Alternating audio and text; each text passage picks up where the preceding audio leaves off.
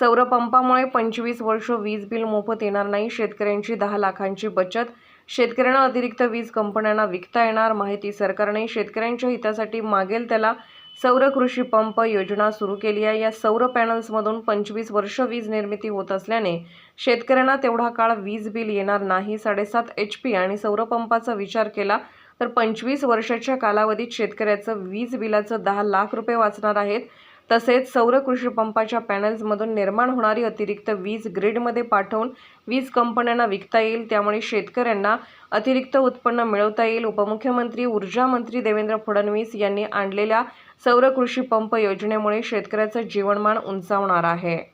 आज महाराष्ट्राची वाटचाल ही पेड पेंडिंगकडनं मागेल त्याला सौर पंप अशा प्रकारची होतीये.